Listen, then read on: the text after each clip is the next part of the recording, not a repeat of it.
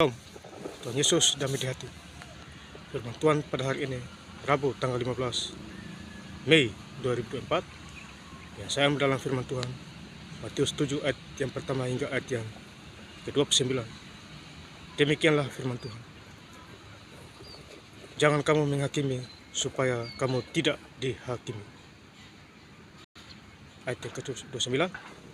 Sebab ia mengajar mereka, sebab orang yang berkuasa tidak seperti ahli-ahli Taurat mereka. Demikianlah firman Tuhan. Bapak Ibu Saudara-saudara sekalian saya cinta dalam Tuhan Yesus Kristus, ya.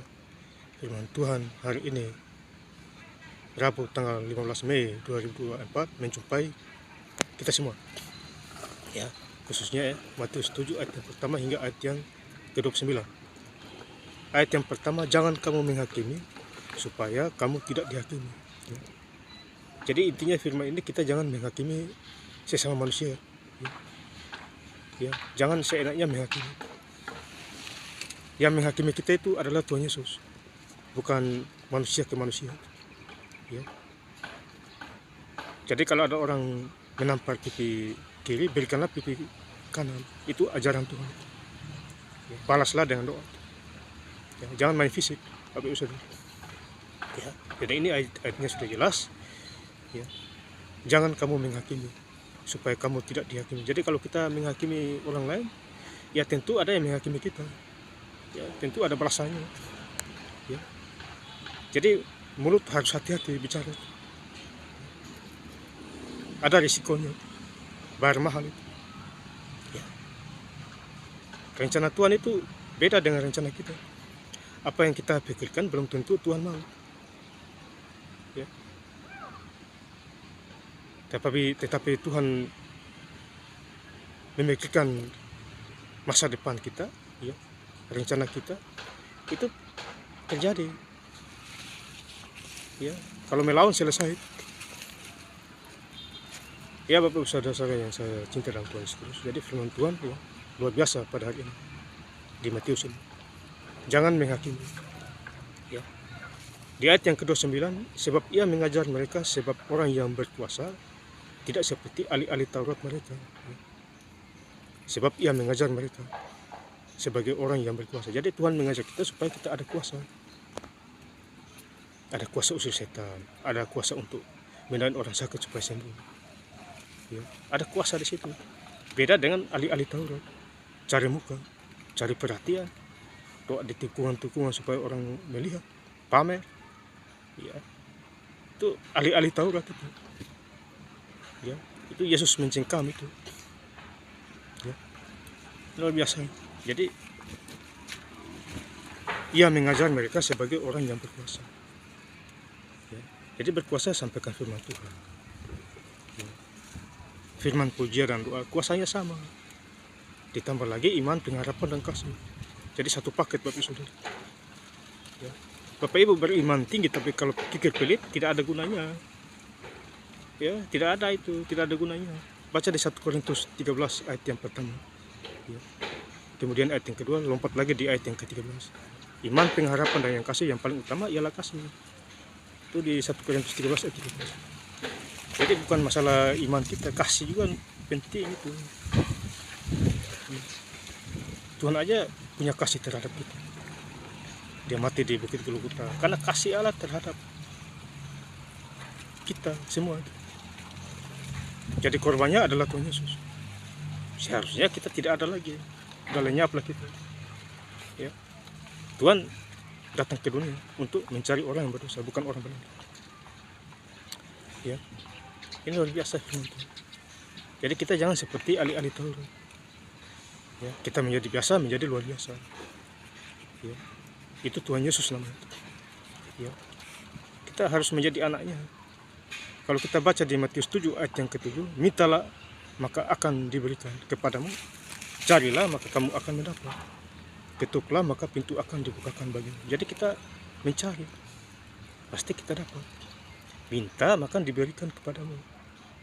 Minta dengan iman, dengan kepercayaan. Ya, sebelum minta berdoa dulu, minta petunjuk dari Tuhan Yesus.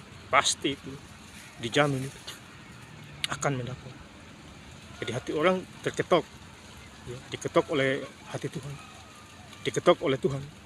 Jadi hati manusia itu terbuka, ya, dibukakan hatinya. Ini Matius 7 ayat 7. Ya, jadi kita harus mengerti firman Tuhan. Jadi kalau kita baca lagi di Matius 7 ayat yang ke-11, jadi jika kamu yang jahat tahu memberi pemberian yang baik kepada anak-anakmu, apalagi Bapakmu yang di surga, Ia akan memberikan yang baik kepada mereka yang meminta kepadanya. Jadi kalau kita yang jahat aja tahu memberi yang terbaik kepada anak-anak kita, khususnya orang-orang tua. Bapak yang jahat, ibu yang jahat, dia tahu memberi yang terbaik kepada anak-anaknya. Kalau anaknya minta nasi, dikasih nasi, tidak mungkin dikasih kalajengking. Apalagi Bapak kita di surga. Kita minta Roh Kudus, pasti kita dikasih. Ya, ini luar biasa firman Tuhan itu. Ya. Jika kamu yang jahat tahu memberi pemberian yang baik kepada anak-anakmu, apalagi Bapakmu yang di surga. Bapak kita di surga kaya, kita anaknya juga ikut kaya. Ya. Kalau Bapak saya Tuhan Yesus kaya, saya juga kaya. Orang saya anaknya, anak raja, anak kesayangan. Ya. Jadi anak pemerintah aja udah dibela mati-matian, apalagi jadi anak Allah. Ya, malaikat sudah tentu udah menjaga kita. Ya, ada malaikat Tuhan kirim menjaga kita, ya, di sekeliling kita. Ini luar biasa. Ya.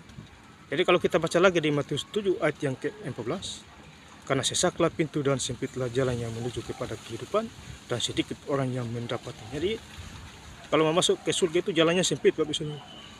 Kalau masuk ke neraka jalannya lebar-lebar, lebar pintunya. Kalau masuk ke surga itu sempit, susah orang masuk sana. Apabila kita masih dunia kegelapan, dunia kekelaman, dunia fasik, dunia bebal, dunia iri dengki, dunia tipu daya iblis, itu sempit masuk ke surga. Kalau masuk neraka lebar-lebar pintunya, ya, mau masuk berapa orang aja bisa. Luar biasa nih. Baca ya Matius 7 ayat yang ke-11. Minta pengertian dari Roh Kudus, nanti dia kasih tahu. Oh, tanya Roh Kudusnya, ini bagaimana? Bapak Roh Kudus, Tuhan Roh Kudus. Nanti ada pemberitahuan di situ. Ya, ini luar biasa. Jadi hidup di Tuhan itu harus benar-benar yakin dan percaya. Ya Bapak saudara, ya. Di ayat yang ke-29, sebab ia mengajar mereka, ya tadi saya sudah katakan, ya, ahli-ahli Taurat itu ahli-ahli Taurat itu pamer itu, ya. Ngomong firman Tuhan pakai pikirannya, bukan pikiran Tuhan. Itu kan pamer itu. Tuhan Yesus benci begitu, ya.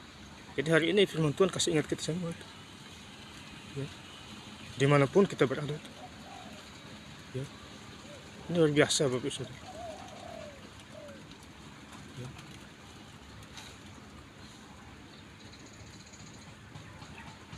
Saya ingin menutup lebih jelas lagi firman Tuhan, ya, di hari ini. Matius 7 ayat yang pertama hingga ayat yang ke-29. Lebih lengkap lagi saya baca. Jangan kamu menghakimi supaya kamu tidak dihakimi. Ayat yang ke-29. Sebab ia mengajar mereka sebagai orang yang berkuasa, tidak seperti ahli-ahli Taurat mereka. Terima kasih. Tuhan Yesus Kristus memberkati. Haleluya. Amin.